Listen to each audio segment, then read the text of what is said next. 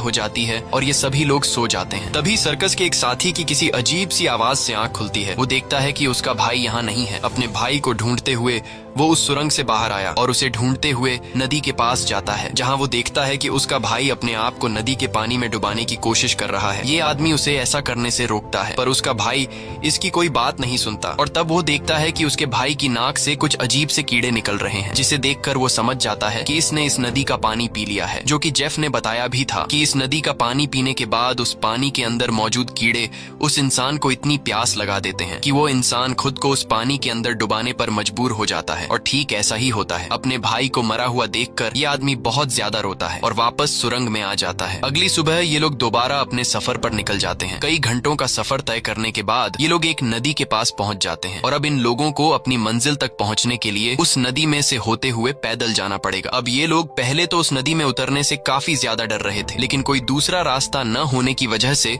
मजबूरन इन लोगों को उस नदी में उतरना पड़ता है। थोड़ा ही आगे जाने के बाद अचानक एक लड़का नीचे की तरफ इशारा करता है और हम देखते हैं कि इन लोगों को एक बड़े एनाकोंडा ने चारों तरफ से घेर लिया है। इनका एक साथी जिसका भाई रात को ही मरा था, वह डर के मारे सबके पीछे आ रहा था, लेकिन तभी पीछे से एक बड़ा एनाकोंडा उस पर हमला कर देता है और उसे बुरी तरह से जकड़ लेता है। लेनी उसकी मदद करने के लिए आगे बढ़ती है, पर वह ज्यादा कुछ नहीं कर पाती क्योंकि उसके पहुंचने से पहले ही एनाकोंडा उस आदमी की हड्डियों को तोड़ चुका था और फिर वह एनाकोंडा उस आदमी को अपने साथ पानी में डुबा देता है। अब ये लोग अपनी जान बचाने के लिए नदी में आगे की तरफ भागने लगते हैं। कुछ देर बाद आखिर ये सब लोग जेफ की बोट तक पहुंच जाते हैं, जहां जेफ अपने वादे के मुताबिक उन लोगों को उस लड़की के लिए एंटीडोट दे देता है जिसे कंधे पर जहरीली मकड़ी ने काटा था। अब यहाँ से थाईलैंड की जमीन भी काफी करीब थी और ये सभी थाईलैंड जाने के लिए निकलते हैं, लेकिन तभी जेफ उन लोगों को रोक देता है। दरअसल जेफ इसलिए इन लोगों को इस जगह पर लाया था ताकि वो इन लोगों को चारे की तरह इस्तेमाल कर सके। जेफ उन सब लोगों से कहता है कि मैं तुम सब लोगों को वादे के मुताबिक सही सलामत यहाँ तक ले आया हूँ, लेकिन अब तुम लोगों को भी अपना वादा पूरा करना होगा, तुम्हें मेरी मदद करनी होगी। तब वो छोटा बच्चा जेफ से कहता है कि अगर तो तुम्हारी ये मदद उस एनाकोंडा से जुड़ी है तो हम तुम्हारी कोई मदद नहीं करेंगे। इनकी ये बातें सुनते ही जेफ अपनी बंदूक निकाल लेता है और बिली यांग भी चाकू निकाल कर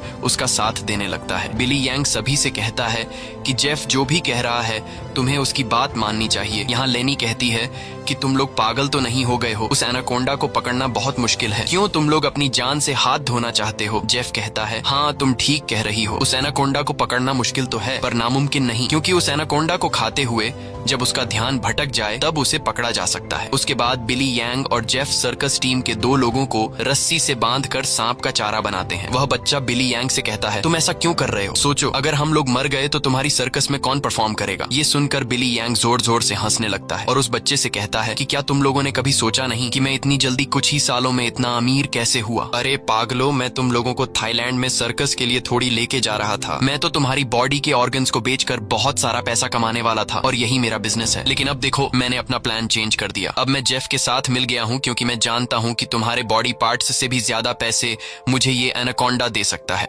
दूसरी तरफ जेफ ने उन 2 लड़कियों को भी बांध दिया था और अब वो एक लड़की से बदतमीजी करने लगा था। अब यहाँ वो लड़की समझदारी से काम लेते हुए ऐसा दिखाती है कि वो जेफ का साथ देना चाहती है। जेफ उसकी चाल को समझ नहीं पाता। वो लड़की जेफ के करीब आकर जेफ के बालों में हाथ मारने लगती है और मौका मिलते ही वो लड़की जेफ की पॉकेट से गन निकालकर जेफ पर तान देती है। अब वो लड़की जैसे ही जेफ को शूट करती है तो बंदूक से गोली नहीं चलती क्योंकि उसको बंदूक का लॉक खोलना नहीं आ रहा था। अब जेफ गुस्से में आकर उससे बंदूक छीन लेता है और उसी लड़की पर तान कर उसे मारने ही वाला होता है कि तब तक लेनी ने भी खुद को आजाद कर लिया था और वो एक शीशे के नुकीले टुकड़े से जेफ के पेट पर वार करती है। अब जेफ लेनी को धक्का देकर पीछे धकेल देता है, लेकिन तब वो दूसरी लड़की भी जेफ पर हमला कर देती है और पीछे से लेनी भी जेफ से बंदूक छीनने की कोशिश करती है। इसी हाथापाई में गोली चलने की आवाज आती है, लेकिन पता नहीं चल पाता कि ये गोली किसको लगी। दूसरी तरफ हम उन 2 लोगों को देखते हैं जिन्हें बिली यांग ने एनाकोंडा के लिए चारा बनाया था। वो दोनों बेचारे डर के मारे तड़प रहे होते हैं। कुछ देर बाद एक बड़ा सा एनाकोंडा उन दोनों को खाने के लिए धीरे धीरे उनकी तरफ बढ़ने लगता है, जबकि दूर खड़ा बिली यांग मजे से ये सारा नजारा देख रहा था। बिली यांग इंतजार में था कि कब वो एनाकोंडा उन पर हमला करेगा और मैं रस्सी को खींचकर उस एनाकोंडा को पकड़ लूंगा, लेकिन वो ये नहीं जानता था कि जहाँ पर वो खड़ा है ठीक उसके ऊपर से एक दूसरा एनाकोंडा उस पर हमला करने के लिए आगे बढ़ रहा है। अब इससे पहले कि बिली यांग उस एनाकोंडा को देख पाता वो एनाकोंडा उसके काफी करीब पहुंच जाता है और वो एनाकोंडा बिली यांग पर हमला करके उसे अपने साथ उठाकर ले जाता है। और तब बिली यांग के हाथ से रस्सी छूट जाती है, जिससे एनाकोंडा का चारा बने हुए 2 लोगों को जाल कवर कर लेता है, जिससे उनकी जान बच जाती है। दूसरी तरफ जेफ उस लड़की को मारने की कोशिश करता है, लेकिन लेनी पीछे से आकर जेफ को एक बड़ी लकड़ी से सिर पर मारकर बेहोश कर देती है। जेफ के बेहोश होते ही ये दोनों भागते हुए अपने 2 साथियों के पास पहुंच जाती हैं और उन्हें जाल से आजाद कर लेती हैं। लेकिन बदकिस्मती से जेफ को होश आ गया था और वो उनकी तरफ बढ़ने लगा। लेकिन तभी एक बड़ा सा एनाकोंडा आकर जेफ को ले जाता है। ये लोग अब जल्दी से यहाँ से निकलने की तैयारी करते हैं, लेकिन उनकी एक साथी चलने के लायक नहीं थी, क्योंकि जेफ और उन लड़कियों के बीच हाथापाई के दौरान जो गोली चली थी वो गोली उस लड़की को लगी थी। कुछ देर बाद वो लड़की उनकी नजरों के सामने दम तोड़ देती है। अब बचे हुए 3 लोग अपनी जान बचाने के लिए जेफ की बोट में बैठकर नदी से होते हुए यहाँ से निकलने लगते हैं। लेकिन तभी पीछे से जियाओ को कोई चीज लगती है। जब वो कंधे से उस चीज को उतार कर देखता है तो उसे पता चलता है कि ये एक बेहोशी वाला इंजेक्शन है। कुछ ही सेकंड बाद जियाओ बेहोश हो जाता है और जियाओ को बेहोश करने वाला कोई और नहीं बल्कि जेफ ही था, यानी उस एनाकोंडा के हमले से भी वो बच गया था और उसने एनाकोंडा का सिर काटकर उसे मार दिया था। अब जेफ उन तीनों को पकड़कर एनाकोंडा के चारे के लिए बांध देता है और उनके चारों तरफ तेज धार वाली लोहे की तार बांध देता है और साथ में वहाँ पर खून भी छिड़क देता है। जिसके बाद वो उनके जाल की रस्सी को पकड़कर यहाँ से कुछ दूर खड़ा हो जाता है। कुछ देर बाद कई सारे एनाकोंडास खून को सूंघते हुए उन तीनों की तरफ बढ़ने लगते हैं। ये तीनों बहुत ज्यादा डरे हुए होते हैं और उनको अपनी मौत आंखों के सामने नजर आ रही होती है। ये सभी एनाकोंडास उन तीनों को मारने के लिए उनके काफी करीब पहुंच जाते हैं, लेकिन तभी एक बार फिर से जंगल के सभी जानवर शोर मचाकर भागने लगते हैं और यहाँ पर मौजूद सभी एनाकोंडास भी किसी को देखकर एक एक करके भागने लगते हैं। लेकिन एक एनाकोंडा अभी भी उन तीनों को मारने के लिए रुका हुआ था, पर तभी वहाँ पर क्रिम्सन एनाकोंडा आ जाता है और वो उस अकेले रुके हुए सांप पर हमला करके उसे एक ही झटके में मार देता है। यहाँ हम उस क्रिम्सन एनाकोंडा को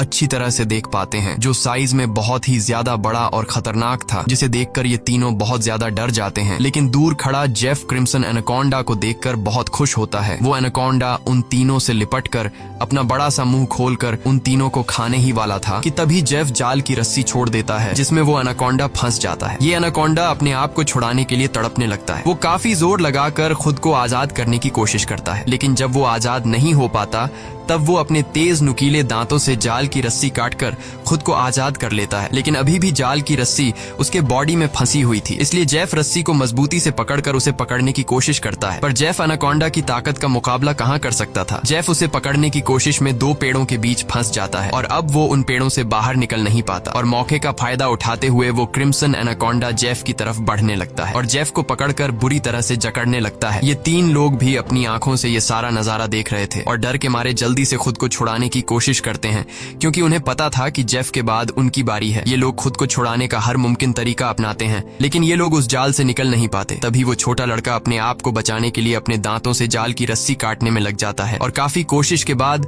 वो रस्सी का कुछ हिस्सा काट लेता है। अब थोड़ी ही रस्सी बची थी, इसलिए वो अपने दांतों की पूरी ताकत लगाकर रस्सी को काटने लगता है, जिससे उसके दांतों से खून आने लगता है। यहाँ क्रिम्सन एनाकोंडा जेफ को बुरी तरह से जकड़ लेता है और वो जेफ को दबाकर उसकी हड्डियां तोड़ने लगता है, जिसके बाद वो क्रिम्सन एनाकोंडा जेफ को भी जिंदा निगल लेता है। दूसरी तरफ वो बच्चा अपने दांतों से रस्सी तोड़ने में कामयाब हो जाता है और वो उन दोनों को भी आजाद कर लेता है और ये लोग नदी की तरफ भागने लगते हैं।